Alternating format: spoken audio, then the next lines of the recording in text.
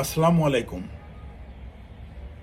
গত দুদিন ধরে আমাদের সবার মোবাইল স্ক্রিনে একটি ভিডিও ভাসছে। সাবেক স্পিকার শিরিন শারমিন চৌধুরীকে আদালতে হাজির করার দৃশ্য। আমরা দেখলাম সেখানে আইনজীবীদের হট্টগোল, প্রচণ্ড ভিড় আর চরম নিরাপত্তাহীনতার মাঝে খোদ আদালত কক্ষের সিঁড়িতে সাবেক স্পিকার পড়ে যাচ্ছেন। একজন সাবেক স্পিকার যিনি সংসদ পরিচালনা করেছেন, তার অপরাধ যাই হোক, আদালতে তার এই শারীরিক হেনস্থা কি আমাদের দেশের আইনি সংস্কৃতির অংশ, নাকি আমরা বিচার ব্যবস্থার কোনো এক অন্ধকার চোরা বালিতে হারিয়ে যাচ্ছি?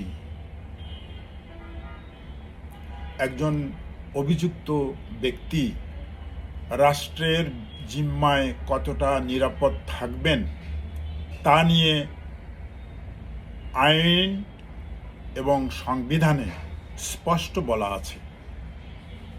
কিন্তু আজ যা ঘটছে তা কি হওয়ার কথা ছিল?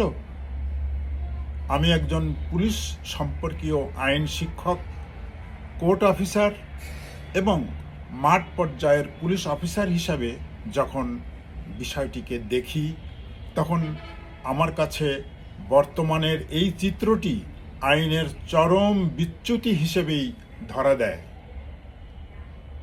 যারা আইন নিয়ে চর্চা করেন তারা জানেন, আইনের চোখে যতক্ষণ দোষী সাব্যস্ত না হচ্ছেন ততক্ষণ একজন অভিযুক্ত ব্যক্তি রাষ্ট্রের জিম্মায় নিরাপদ।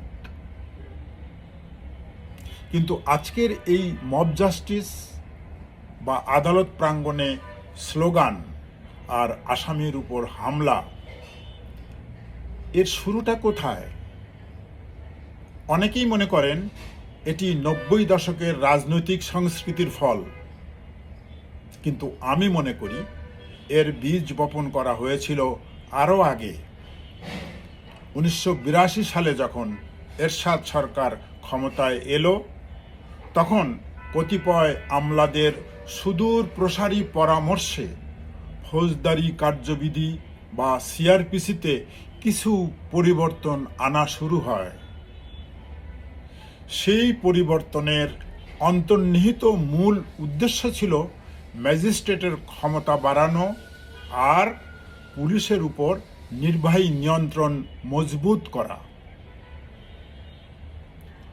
আজ আমরা যা দেখছি তা সেই ধারাবাহিক চ্যুতি বা স্লাইডিংয়ের এক চরম বহিঃপ্রকাশ।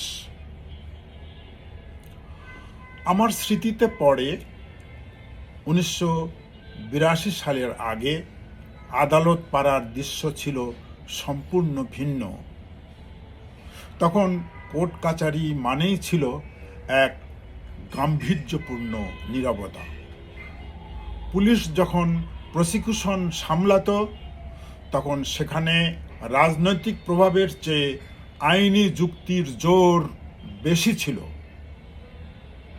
একজন কোর্ট সাব ইন্সপেক্টর বা কোর্ট ইন্সপেক্টর আইনের বই হাতে নিয়ে যেভাবে পেশাদারিত্ব দেখাতেন, আজকের এই স্লোগান মুখর আদালত প্রাঙ্গণে তা কল্পনা করাও কঠিন।